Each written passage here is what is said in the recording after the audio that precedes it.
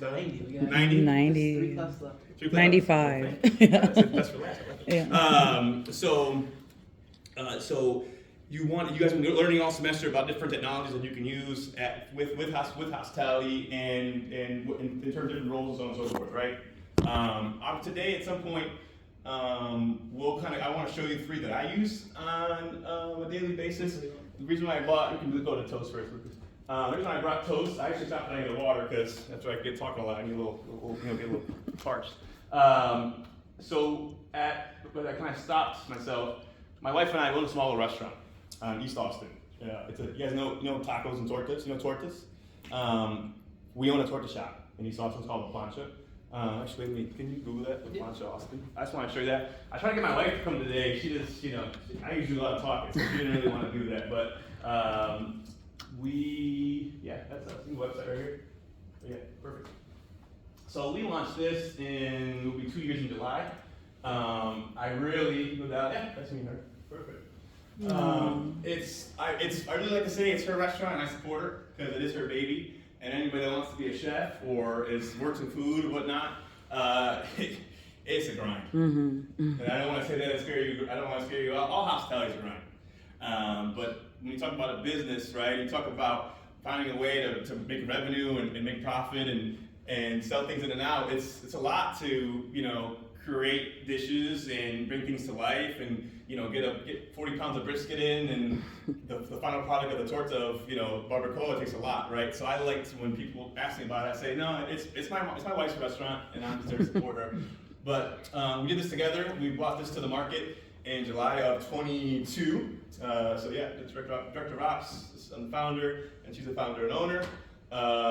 We thought it was best we thought that tacos were super competitive, and it is. Obviously, I'm guessing a lot of you at your own favorite taco spot, that's Taco Deli, or that's, I don't know, Royal Blue, or any taco. I have a couple myself.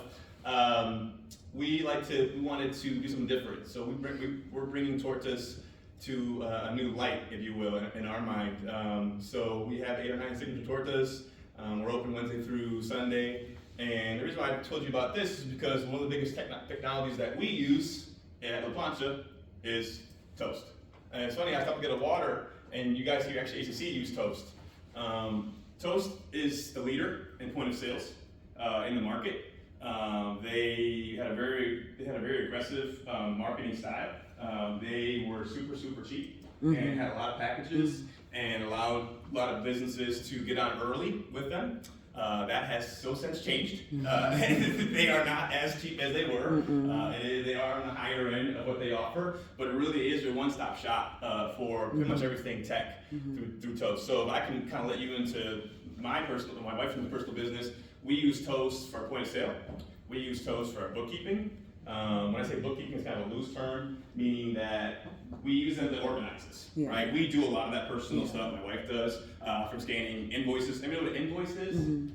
Invoice is a fancy word for bills. It's a fancy word of when this is in your world. So when you receive products, it's an invoice. It goes line by line of what items that were brought to you or charged to you. And typically speaking, between a 14 to a 30-day net on that.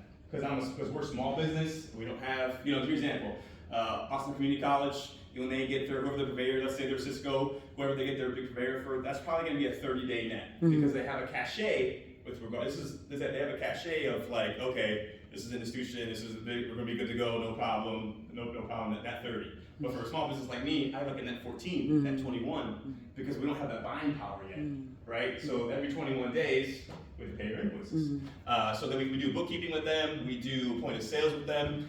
In my opinion, this is completely opinion based, they have the best back of house offering as well. So if you go to my small 600 square foot restaurant, you have open kitchen. You see the whole line cooking.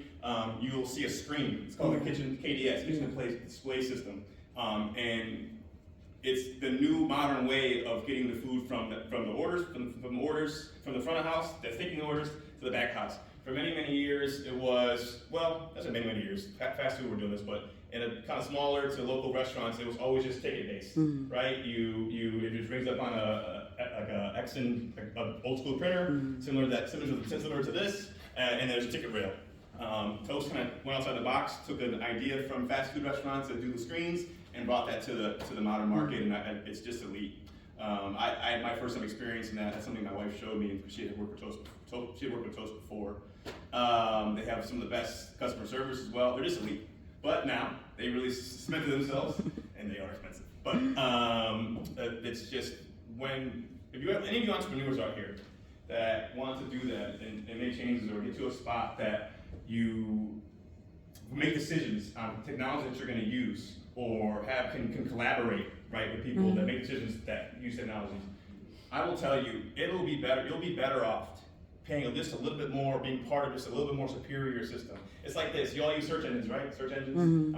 I feel a little old, not that old, but I feel old. When I started using search engines, there was a search engine called Ask Jeeves, yeah. Right? Yeah. And then Yahoo was the king for a while, and then Google came aboard, right? Just took over the market, killed the market, right? And simple as search engine. Now we know almost Google. It's like a search engine, just all that goes to Google, right? Bing has a little bit of a market, but it's mostly Google. I will tell you, when you have tech, when you choose to use tech, use the best, because you will appreciate it in the long run. Let's push past play on that. It's a little introduction to Toast to a restaurant buying it to use. Easy as pie, just with the customer order. Cutting edge and cutting time. But how, you ask?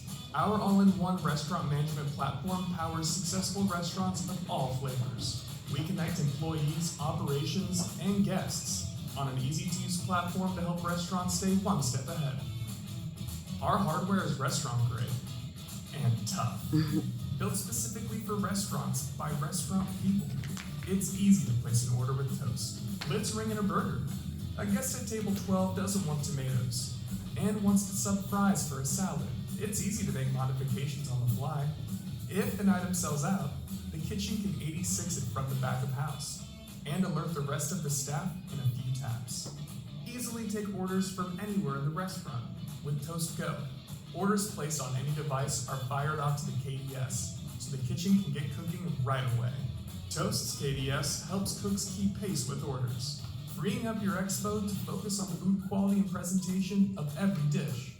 All orders are in one place with our KDS, whether they are placed in the restaurant, from a third-party app, or directly through your Toast online ordering site. Your guests want food to go?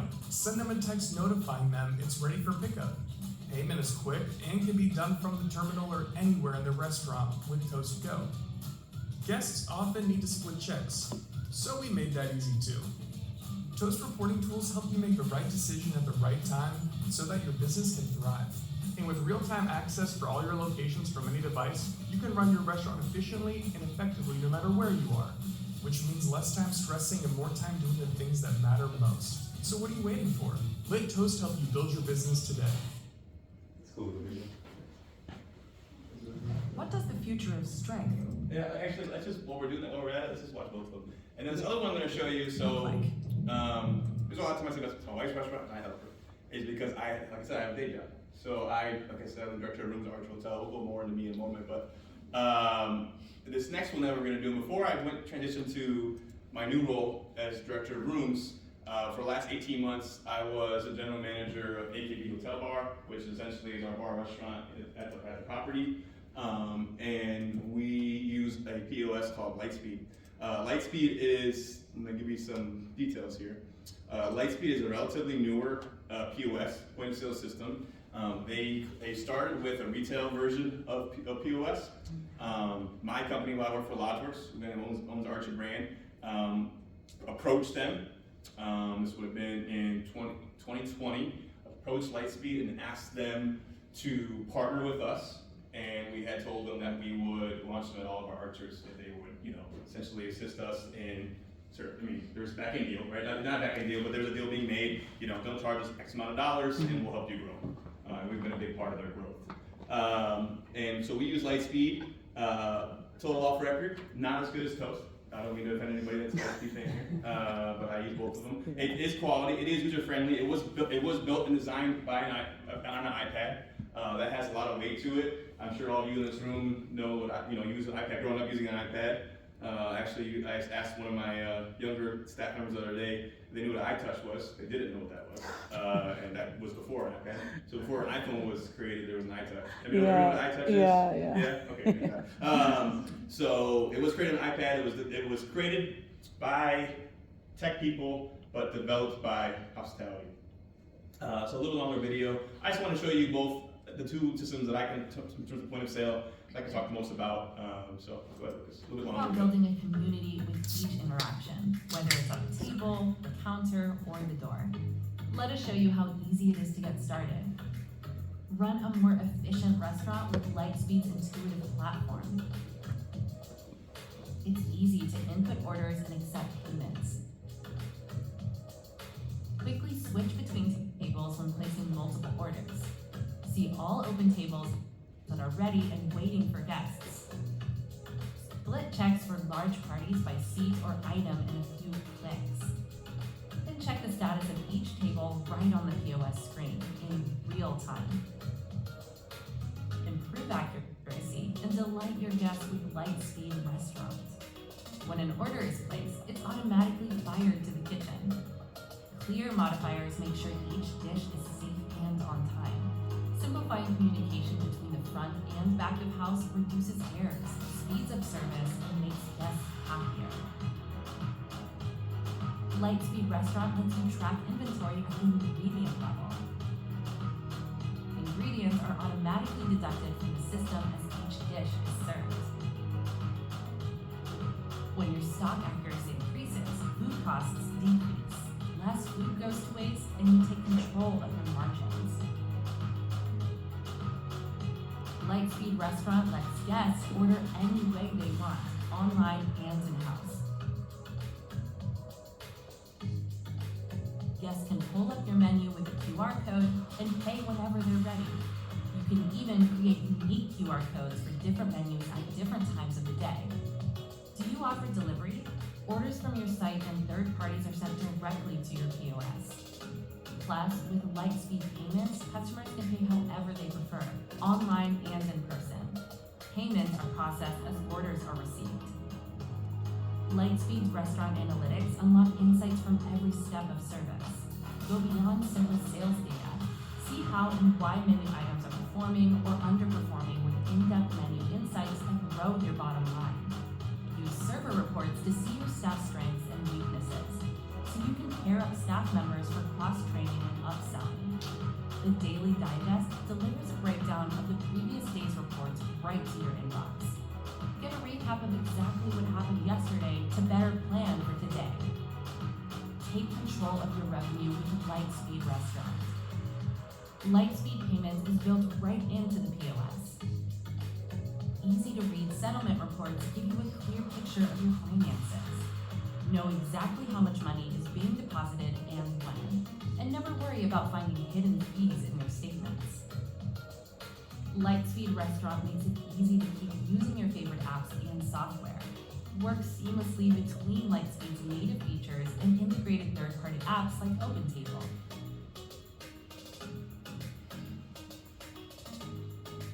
A little last video in one moment. So it was big. I mean, you guys caught that. That was the big intrigue for my company choosing to partner with Lightspeed. It was the back end. It was the stats. It was the data that you can grab from Lightspeed.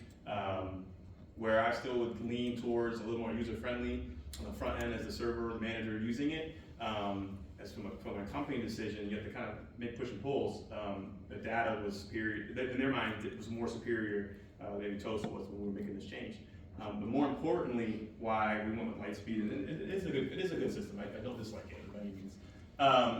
It talks to what is the big thing that we use, the big system that we use in the hotel. That's HMS. I know what HMS stands for. There we go. I didn't know something. Hotel Management System. So I use every day called Infor HMS Hospitality Management System.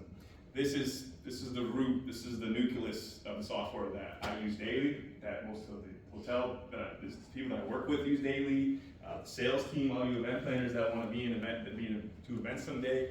This is a system that they use to do everything. It's a system we use to check people in and out. system that we use to post financials when you had your large wedding. It's a system that we use to back check all guest information, how we talk to housekeeping, and all of those things. So Lightspeed, when I say talks to, would collaborate or connect with Infor. So a big piece of talking to each other, systems talking to each other, at least you talk to each other, but it's kind of how you say it. They need to be able to be one. So when you stay at a hotel, when was the last time someone stayed at a hotel? Everybody recently, y'all stayed at a hotel recently? Yeah, in the last No? year. But yeah, but actually last year? Yeah. Well, we stayed at a hotel that had like room service, right? Or went to a bar and had a beverage, or breakfast, whatever. You need to be able, and you want to charge to your room, right? You need to be able to take your point of sale POS in your restaurant and have it go to the room, go to the guest profile in the stay, right? And a lot of technologies don't necessarily talk to what you use for HMS, right? Example, in the 90s, early 2000s, 2010s, the big leaders for hotels were Micros and Aloha. And you also use Aloha, right? We're transferring to micros. You transfer to Micros? Yeah, Marriott's making us do it. Older, huh? Well, yeah, they're. Yeah. Either way. No problem, Marriott. Okay, Marriott. So they were the leaders in HMS. In being able to talk to different HMS programs. I had a little experience with Infor because I've been in arts for so long. Loftus. Actually, have Lightspeed, PMS. You do? Yeah, not Lightspeed POS that you were using. Then you have Lightspeed what? But HMS is what you're using, but PMS, property management. Property managers, and who is it? It's Lightspeed? That's Lightspeed. Well, and it's not the same company. Oh, it's, different. It's a different company. Yeah. Okay, sorry. Hotel talk. A little confusing. Yeah, it's okay. I thought you were using. I thought it was Opera. No. No. Similar point and click web-based system, but not Opera. Got it. Okay. All right. Sorry. We'll get my sidetrack here. Yeah. But yes. So we need to talk to each other. And Lightspeed, this Lightspeed talks to Infor, and that was a huge piece of the decision that the company made to go to Lightspeed as a point of sales in the restaurants. Yeah, I can tell you all about Infor, but let's watch the video real quick. We'll get there in a second. Infor Hospitality Management Solution is an advanced hotel PMS that helps organizations deliver a consistently superior guest experience across multiple locations. Designed to serve as a cloud-based hub for highly efficient hospitality operations, Infor HMS integrates with amenities, reservations, restaurant point of sale, event software, and other vital systems that support a modern, seamless guest journey. This solution enables guests to manage contactless check-ins, guest services, and checkouts using their own mobile devices, providing intuitive processes, convenience, and simplicity every step of the way. During mobile booking, Infor HMS provides automatic room upgrade offers, added services, promotions, and more. When it's time to check out, the guest receives an all-in-one summary of their charges in a folio for clarity and easy expensing. Built-in support of long-term relationships with your best guests, Infor HMS can also centralize and report on detailed guest histories for all locations, enabling organizations to use real data to personalize stays and reward guests according to their preferences. Infor's advanced hotel PMS solution is highly configurable for a range of users, allowing team members to access data according to their roles and further customize screen views based on their unique needs. Available in the cloud in partnership with global industry leader Amazon Web Services, Infor HMS is stable and secure with a guaranteed 99.9% uptime. Infor manages deployment, monitoring, software updates, integrations, and more so that staff can concentrate on providing a superior guest experience every time. Infor Hospitality Management Solution empowers guests, enables teams to do their best work, and helps organizations scale operations efficiently. Exceed today's guest expectations with a solution that is also ready for new challenges as the industry continues to evolve.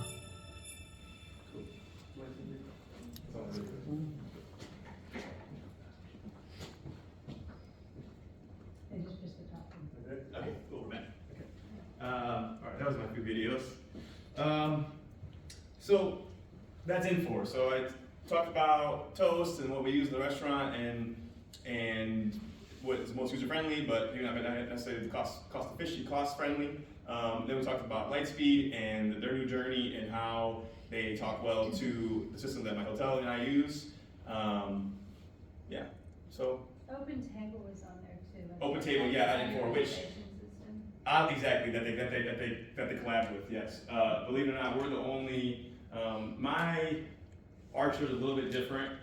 For when we first launched Archer in 2016, Archer Austin, we teamed up with, I might tell you a story. So my hotel company that I work for is More Rooms Forward.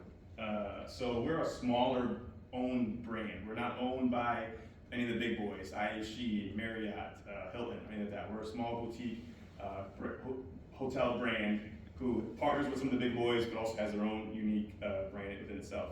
And historically, the founders of the company that I work for, they're very much rooms forward, right? And the idea of, I don't want to use the word turn and burn, but the idea of more select service properties, right?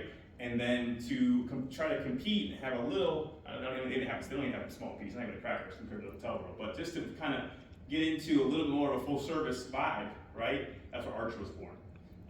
So when we first started launching Archer in 2014, that should be 10 years next month. The original Archer was in New York City on West 38th Street, right outside of Times Square. We partnered with local chefs and hospitality groups to launch our full service property. So when we launched Arch New York, there's a famous kind of steakhouse, not chain, but sort of, they have 2 or 3 in the city, called Charlie Palmer Steak. And that we had Charlie Palmer Steak at Arch New York. When we launched Archer Austin in 2016, we partnered with a group called La Corsia Hospitality. I worked for them for many, many years. That's how I got into Archer. So my hospitality food and beverage company that I worked for partnered with Lodgeworks, who owns Archer brand. And that restaurant was called Second Market Kitchen. There's still one in East Austin, a hotel. The original one was downtown Congress. That's where I met my wife. And then her and I both went to be part of the new project in 2016 on the food and beverage side of Archer Hotel. I say all that to say this: we, as of fast forward 6 years,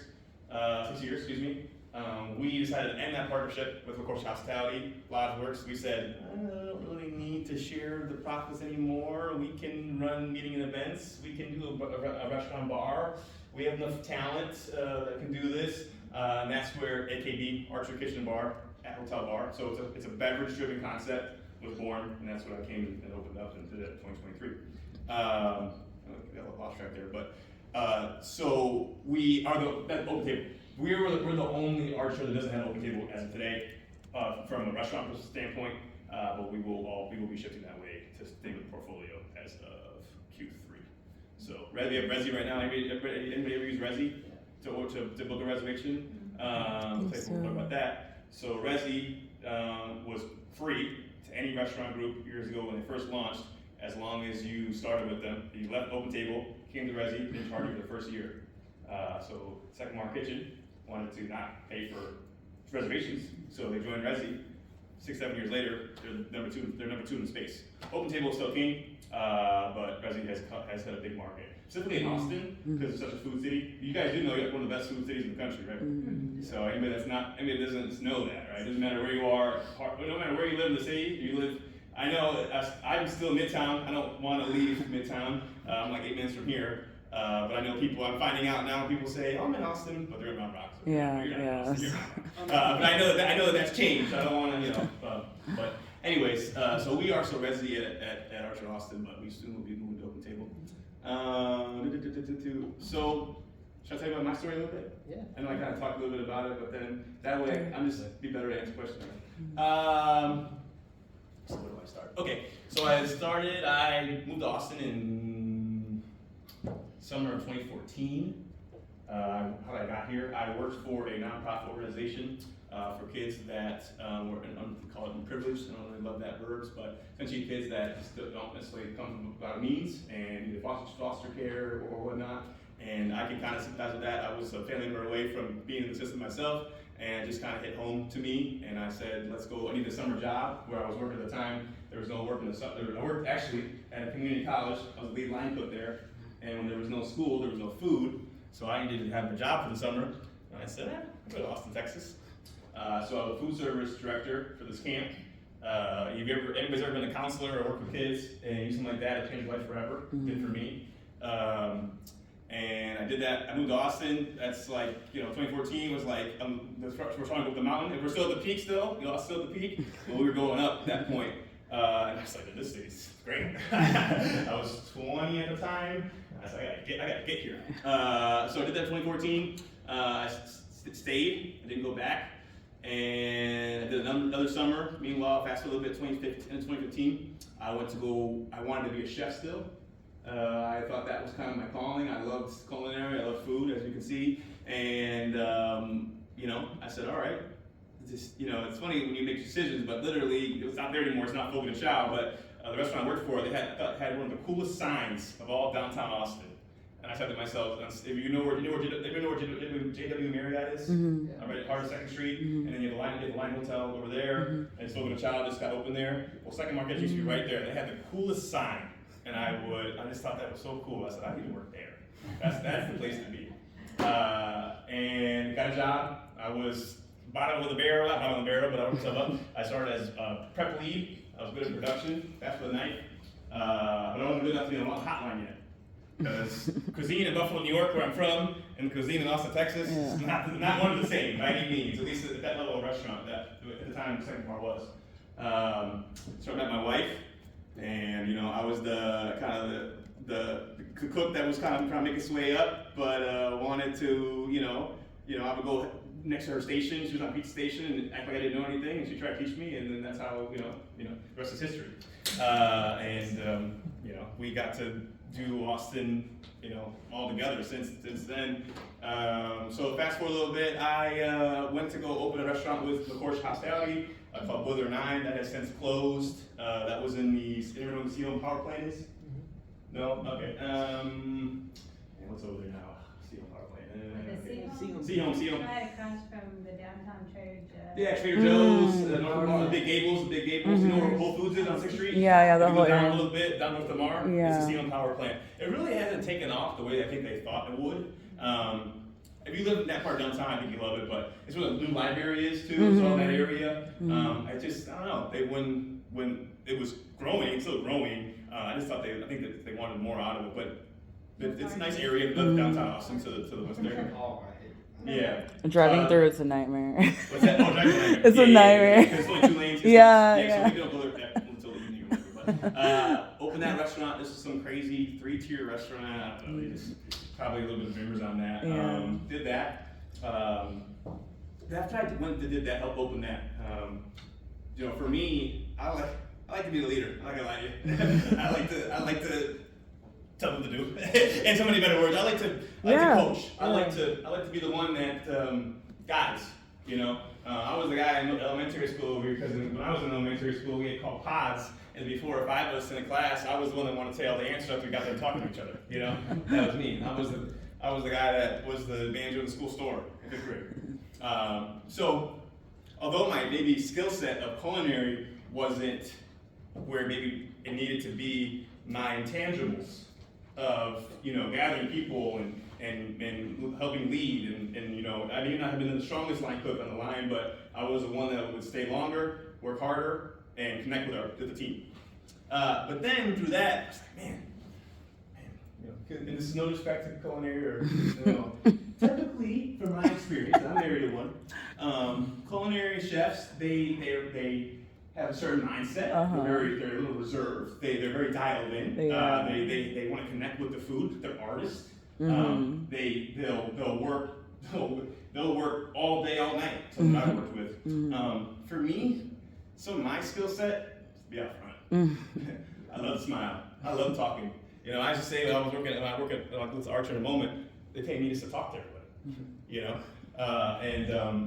So I was like, I gotta get out of the kitchen. And that, not that it gets lost in the kitchen, because you need that too. I don't want to Have to have it. You need to have camaraderie, and you need to have community within that house flow, because that's how you get both sides of the houses to flow together in one unit. But I just had more strengths. I had more strengths than actually searing that steak or making that salad or being out the pizza. I wanted to be out with the guests.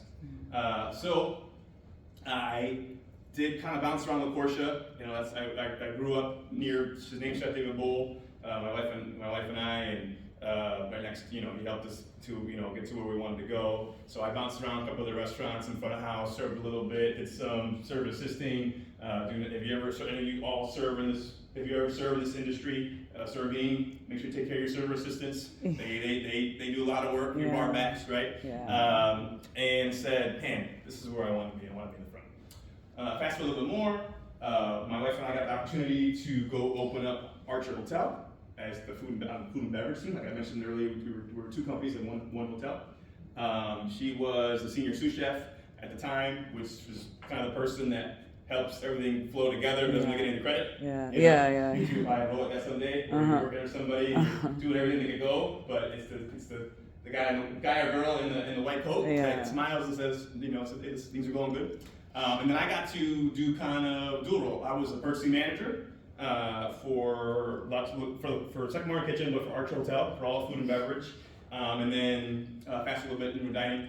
Purchasing, I just want to chat about that real quick. Yeah, that was a huge piece of my career. Purchasing, I don't know if y'all even take purchasing yet. Is that still a course? Yeah. Purchasing still a course? Yeah. It is, okay. Yeah.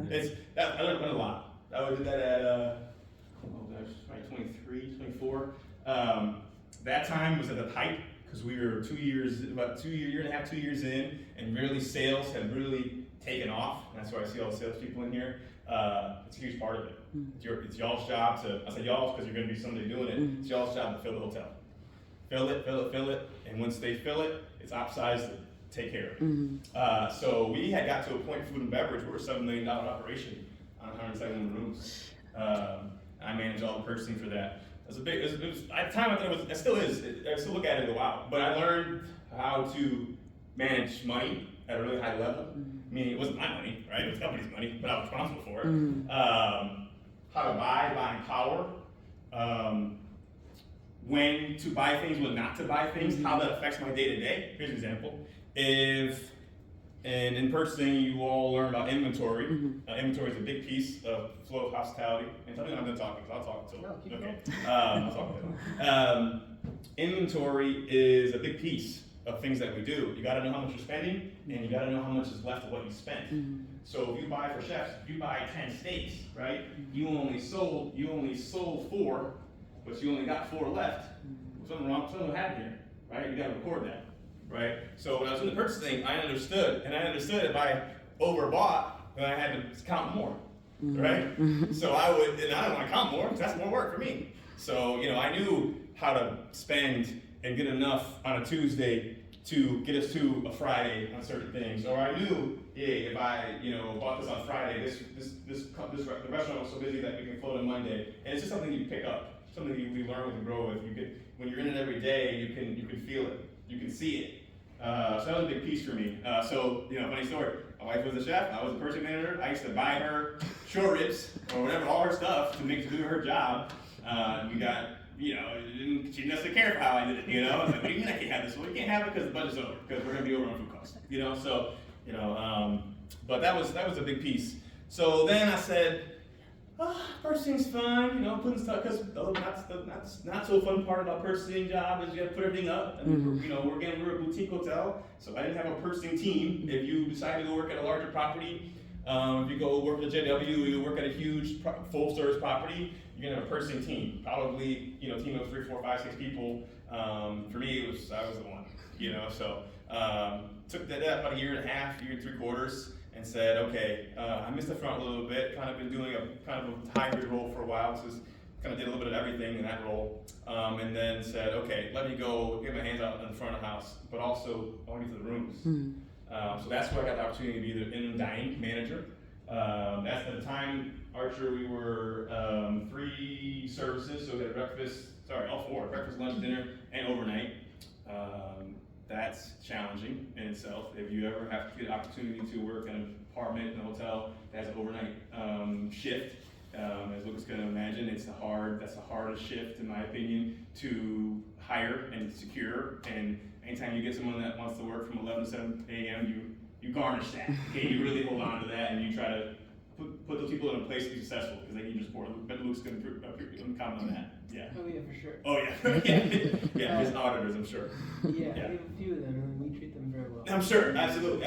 So it was tough because there was days where I was on shift for PM, and my person called off, and guess who was working till 4 a.m. That was me. And when it's Thursday night, when you offer it, you don't get too many pizzas at midnight. People are sleeping, so you gotta get through it. Then I was part of, we call it the heyday of kind of the team that I was on. We like I said, $7 million. We did a lot of cool things, a lot of cool parties. We were a tight group for a long time. And then, sometimes it's hard to keep that together forever. So that's when my wife decided to depart. She needed a break from the hotel life. It can be a lot, especially in the back of the house. When you're punching, when you're really thriving, you have to really put yourself into it. She wanted to take a break. She wanted to go back to a little bit of, smaller concept. When you are full service, it's nonstop. You might leave at 10 and you're back at 5 a.m. because you were the breakfast AM chef and you needed someone called off, or you had to stay, and then you need to be back at 5 a.m. to do it again. And I just trying to find a way to communicate to you all, not to scare you guys off, but just to be real with you, because that's what I'm gonna give you today. So she departed. I didn't leave necessarily because she left. Our F&B director said she wanted to do something different. This person wanted to do something different. The person wanted this role. Don't necessarily know that was the right fit for that person. And I was at a really monumental time in my career. I needed to find a place I could note to yourself. It's a huge piece. You need to be able to note to yourself what you need to continue to work on. Don't ever think, if you didn't get from me today, and I'm not done talking, trust me, I'm talking, but don't ever think you don't have more room to grow. Okay? There's a lot of growth in this room that's going to have to happen, that will happen, it's going to happen. And at that time in my career, I said, if I stay here and don't go do something different somewhere else, a different building, I'm only ever going to know this, and it's tough to only ever know this. So I said, all right. I was in ACC, I was thriving, I was about a year and a half out. I was what class I was at the time, but went back in the market, started, and then I got a job as the F&B manager at the Line Hotel downtown, Old Radisson, about 2 blocks from JW we were talking about. It's the big, large, white hotel. It has the big, I guess it's a mega, it's Superwoman. Yeah, Superwoman on the side. It's a cool hotel. It's historic. Sidell is the company that owns the Line Hotel. MGM actually, well, MGM, Vegas, huge partnership, a huge casino and hotels. Well, they bought half of Sidell. Actually, I was there when they acquired it. And that was cool for me. I really liked the Line. I managed a pool bar restaurant. At the time, it was called Dean's One Trick Pony. It's kind of a burger concept with just bar driven, super simple spot. It fit where I was at, what I wanted to be part of. Where we manage the pool, if you ever get to do I don't know if you guys know, anybody know what Resort Pass is? Check it out when it gets hot. It's called a Resort Pass. Worth noting down. Basically, it's a website that offers all the places in the city that you're in and all the pools that are available to people to go in and enjoy.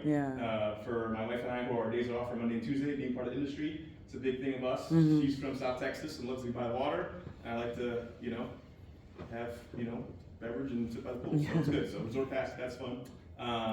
But the pool is a huge amenity of the Line Hotel, and it was a big ask to manage it. It was nice. I had servers that did $2,500 in sales on a Saturday at the pool, so that was cool for me. Did that for about a year, and that was fun, and I liked it, and it was cool, but I didn't feel that it was where I wanted to be long term, and I just leaving Archer and being around people that helped grow me to that point, and then going to a different hotel and being part of the food and beverage department within the full service property was great. Food and beverage has been my bread and butter. But something kept in me was like, man, I gotta get to the rooms more closely. I gotta get into the rooms. I want to be a full service GM someday. Gotta know the rooms. And in my opinion, this is gonna opinion based. If you don't know, if you want to be a, you know, I hear a lot of sales here, I hear the chefs, and so my goal, and I'm not at my goal yet. I don't think I would be at my goal. Because I said that I want to be a full service general manager. And it was my thought that if I went the food and beverage route the whole way, it was gonna be harder. Not that F&B directors that don't get that shot, they do, because if you're an F&B director, you probably gotta grind, right? You've been doing holidays forever, you've been managing different outlets, you've been helping the sales team figure out menus and beverage and different wines, and totally could do that way, maybe could still go that way, I could go back to another way, right? But I just had this feeling, I was like, if I don't ever know at a high level where the people that put their head, that are coming into the restaurant to have breakfast, how, will I ever really understand the full service? So I said, all right, what are rooms? So that's the line. Although I didn't work for them directly, LodgeWorks, the room side of Archer brand, Archer Hotel Austin, they were a fan of my work, they were a fan of me, and allowed me to come back to Archer as a head hotel concierge. And I guess that would have been summer of 19. Right? Yeah, summer 19. And yeah, did that, started that. I learned front office, I learned front desk. It's been my bread and butter. I really enjoy it.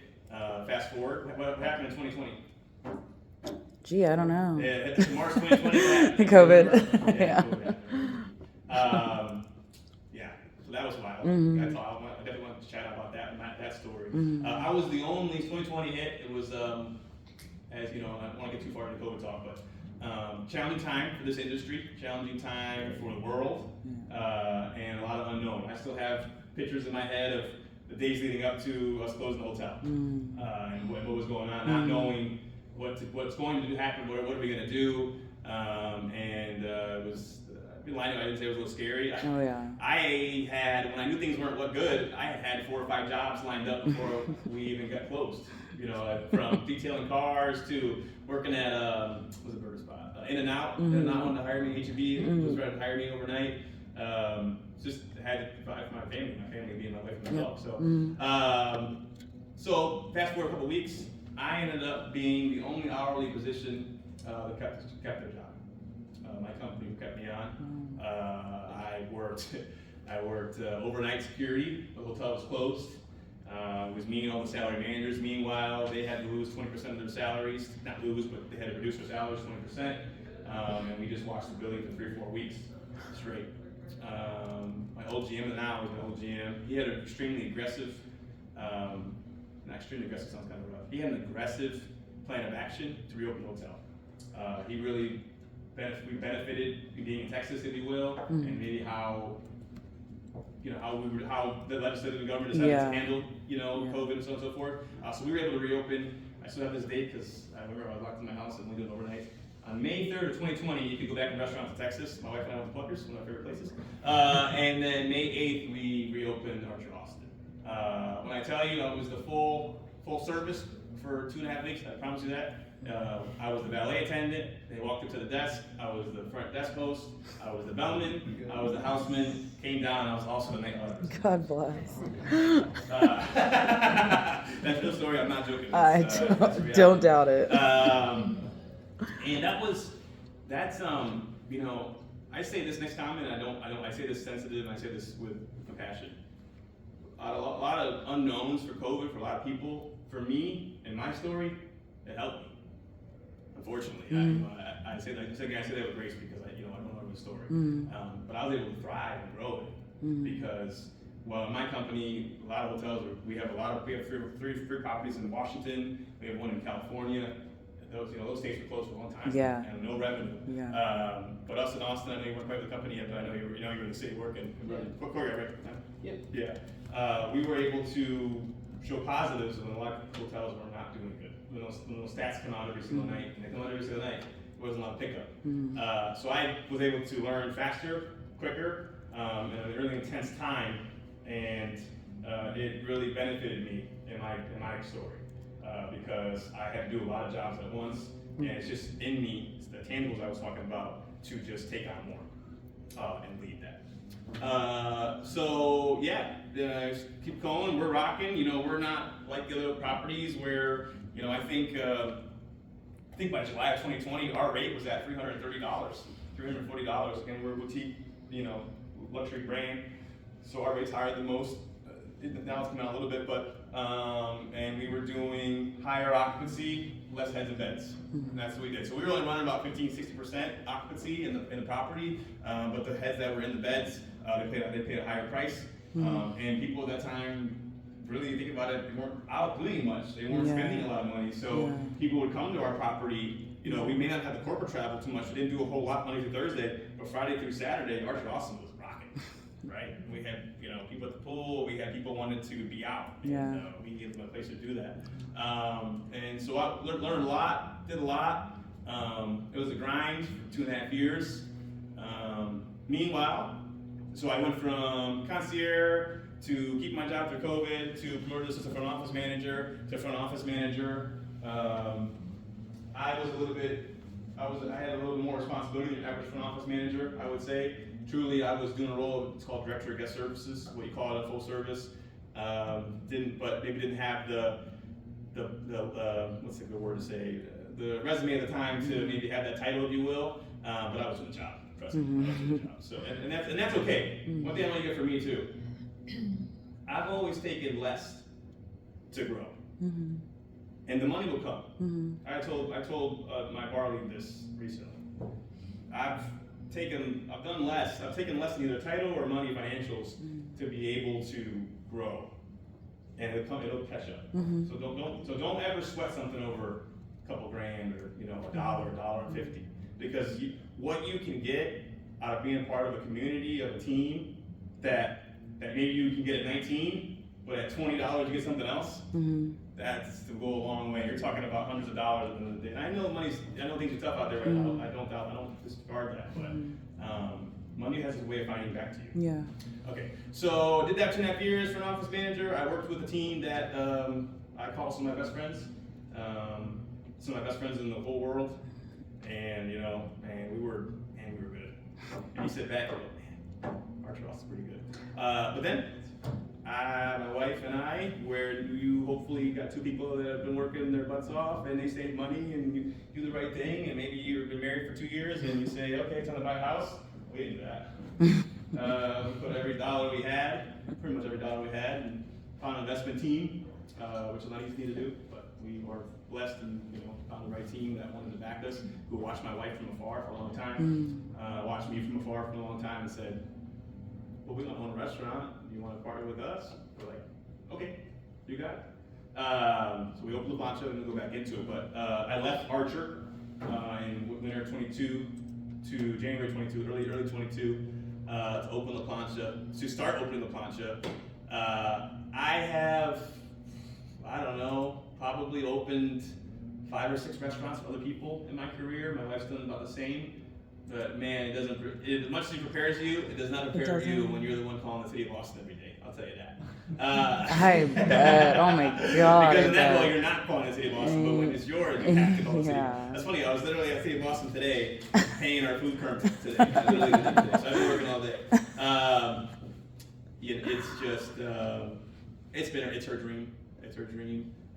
It's my dream to be an entrepreneur. It's always been a big piece of mine. She also likes to be the boss. She's the boss in our family.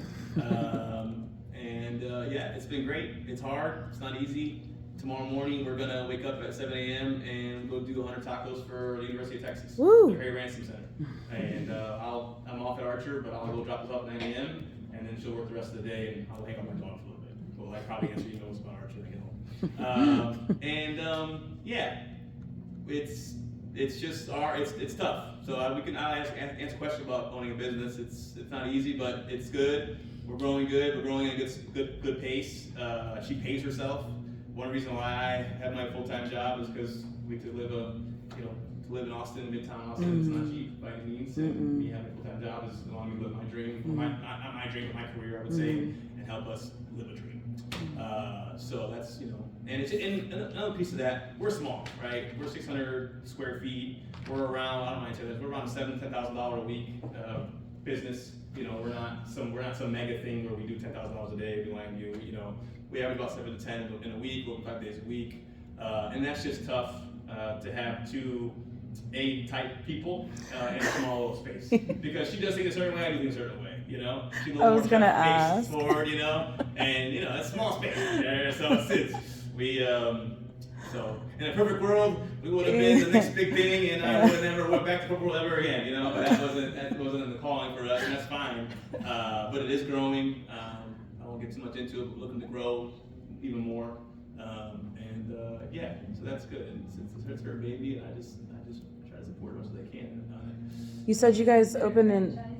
We're not franchising, but because we don't know that we want the standards to go down, but we are looking for some people. We are looking for people to pay for us to have another spot. Nice. And there's some growth there, and partnerships with other companies in the city that would like the idea of a tortoise shop in their establishment. What part of the city we live in? Downtown. Yep. That's our bread. Oh, yeah. That's special to us. Yeah, it's gonna do Downtown's great. special. I won't say the name because I don't want to say too much. Don't, yeah. Surprises. There's some people watch you. Don't forget that. Yeah. People always watch you, and I'll get back to Archer in a second. People are always watching, and they like what they do. And if someone wants to cut you a check to do something that you're doing, you always say yes to it with the right deal. The right deal. Yeah. That's where we're at. The deal has to make sense. If the deal doesn't make sense, then we can't do it.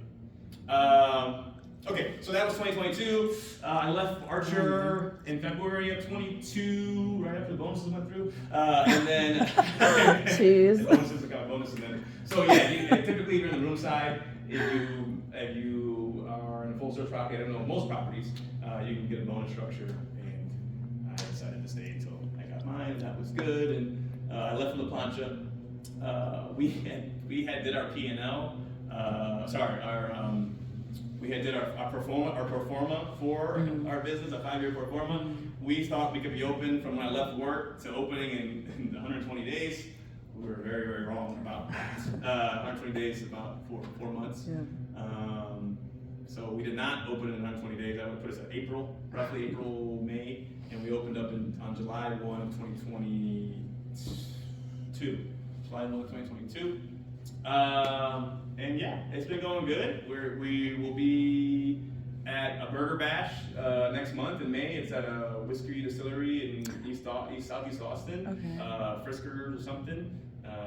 When we did our first year, we did this event, that event, and then you really got to do push and pull. Yeah. What makes sense, again, we're a mom and pop business through and through. I mean, originally we're backed by a little something, but it's us.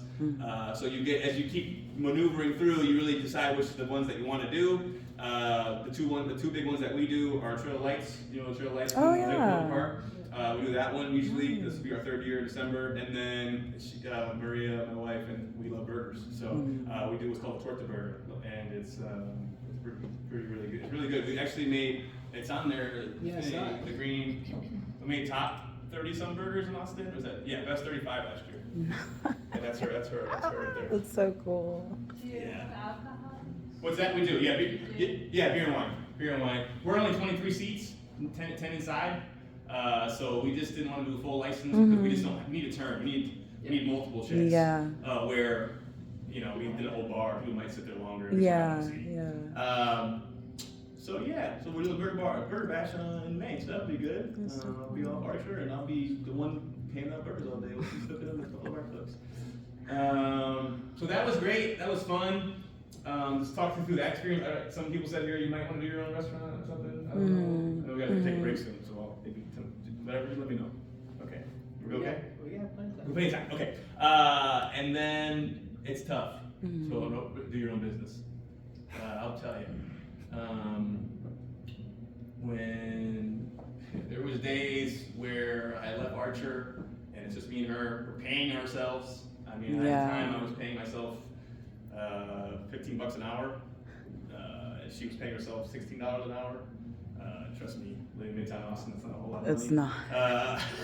And we made it work. And there were some days that if I could just get an email sent back to me from the city of Austin, that was a good thing. And it's just things you don't know. Ugh. I didn't know that the hood's bent that didn't have the last inspection that needed to have until the fire department's already there. And they show up and they say, well, we can't give your inspection today because you don't have the other inspection done to get here.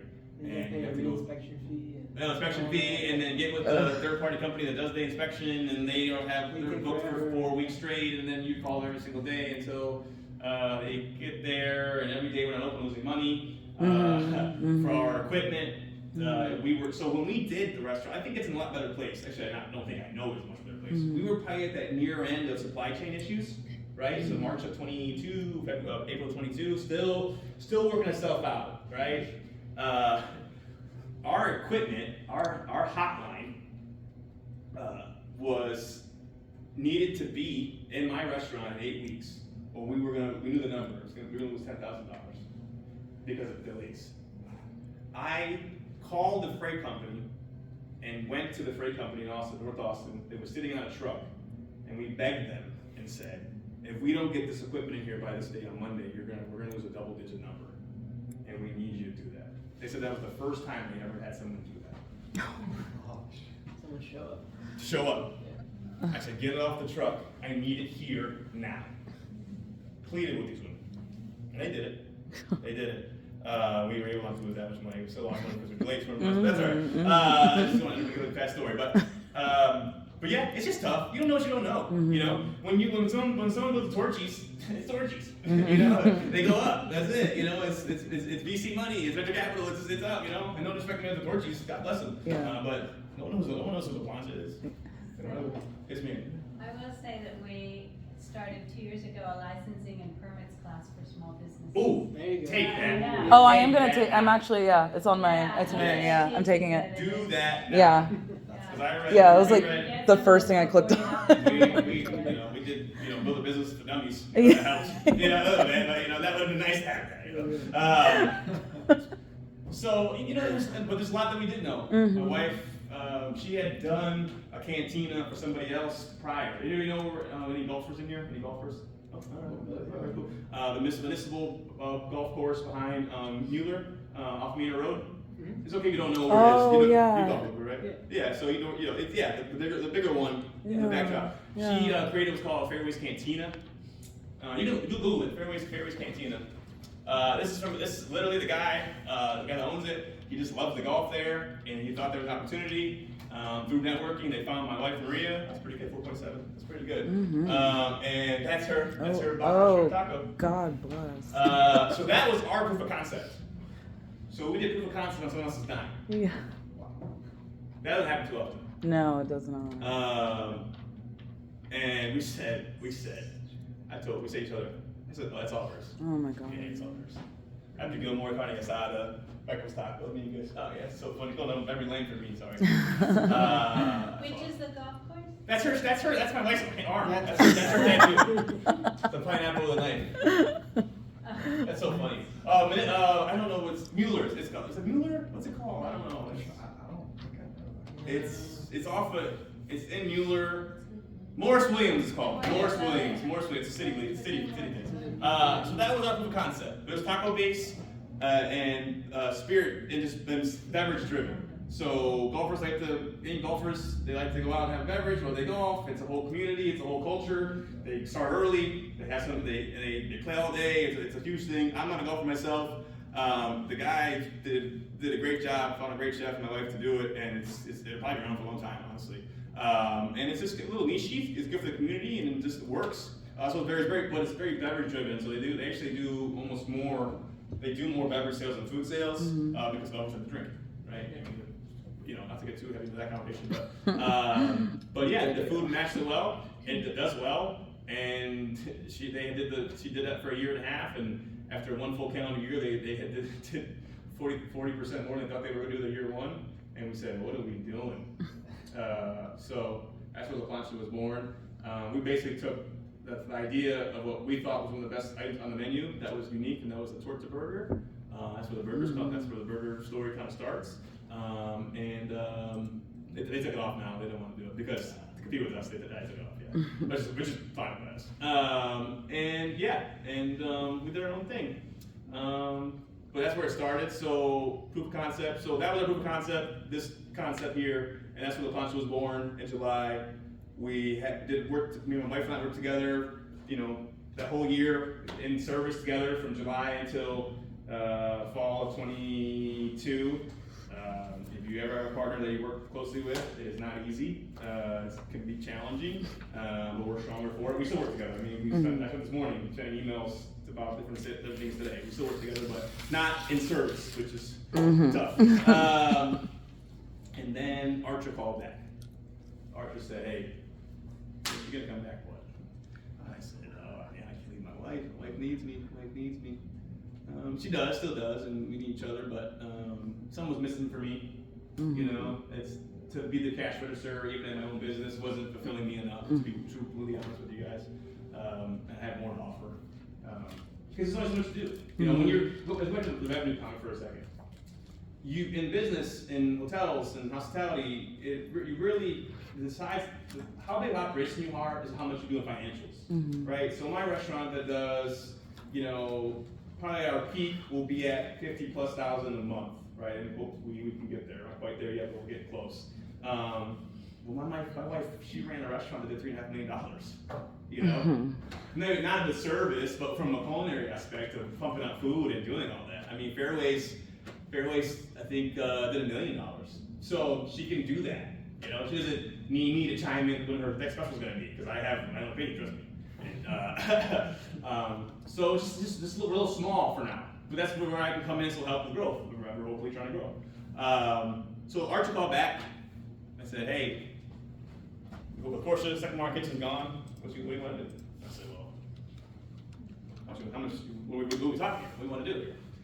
Yeah, that's perfect. And I will, quote unquote, I went back home.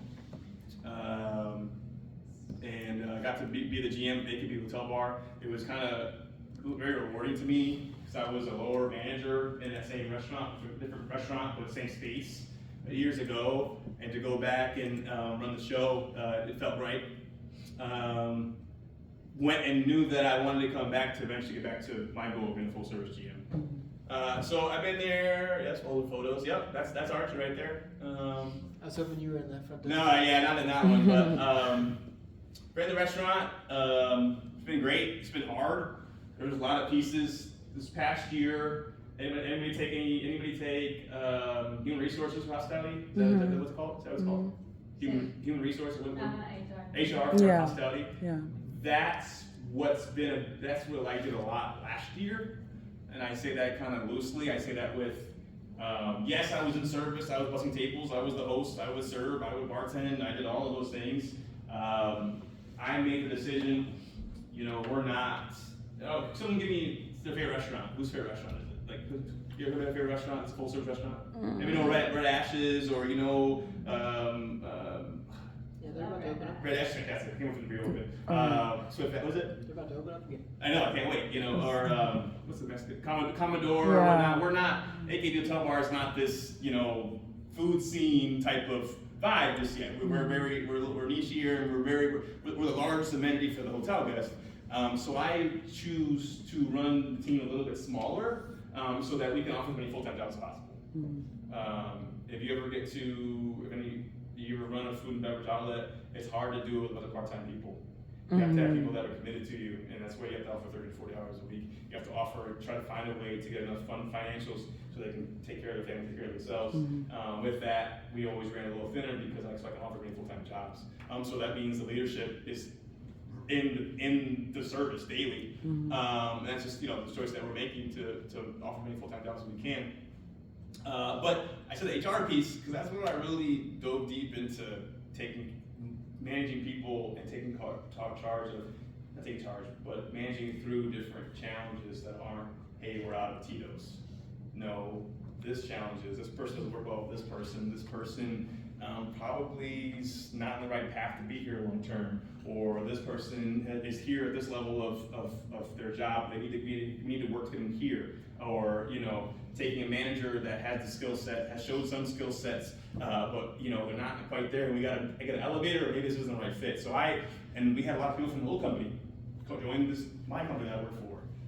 It was challenging. You know, people that are at places for a long time, they think they don't have time to grow anymore. They don't. They think that they're a finished product. And I'm telling you, none of us in this room are a finished product.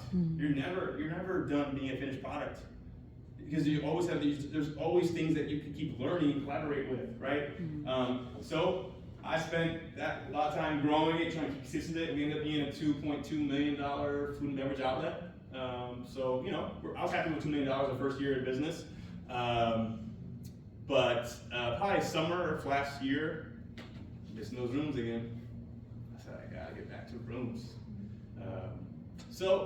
Fast forward a little bit, I made that be known to my leadership in fall. I said, you know, I'll keep running the restaurants right back here. I'll keep running the restaurant, I'll keep doing that, but I want a path to get back to the rooms. It's okay. Fast forward 2024, we just went through a massive transition at Archer Austin. Some of us have been around it or with us for a long time, although I left for a year, I still knew the gossip and things going on at Archer, and two of my best friends have been there, and we just now finished transition. A lot of us that were there for a long time in this unit are now gone. I'm the last one of that kind of era, if you will. I'm the last one, yeah, I'm the last one of that era. And when things change, comes opportunity. So I just recently got promoted to director of rooms of Archer Austin. I don't even have my new cards yet. I can hand you all one, but I don't even have my new card yet. It's been a big deal to me, for me. So what that means is I run the full rooms. Everything the guest touches in the room is I'm in charge. I'm not in charge. I'm direct. I'm in charge. So valet, front office, housekeeping, and I still, because they need some guidance still, have a little bit of a hand in the restaurant. Because I just talked for an hour about me being so food and beverage forward, right? So I'm still doing shifts in the restaurant, hopefully not for much longer, but we'll probably long term still guide them. Jasmine Stewart, gave them an to move up. So wow, two cool. people for me that have been under me over the past 6 months. That's allowed had easier transition. If you can always hire within the hotel, it's easier that way. Yeah. So excited for those people That's to awesome. grow. And yeah, I could tell you more about that role, but I just started in it. I know what I have to do, but I haven't necessarily dove too much into it yet. Right now, I'm finalizing and building the front office team. So that probably department has been, how do I say this without doing too much laundry? Hasn't even given the need and care that it's needed. And especially departments that are near and dear to my heart. So I just got done hiring 3 supervisors, a new front office manager, 2 new hosts, and we just rebuilt the whole thing. And we'll train those people and we'll get it back to where we want it to be. Next, I'll go up to housekeeping and see that world. Yeah, so that's me in the last 8 to 10 years. Well, that was a lot. I'm probably talking for 2 hours now. Sorry. But yeah. Jen, you got a second? You want me to give them like a Yeah, take 5-minute 5 break minutes, and then we'll do some Q&A? Perfect. That sounds good.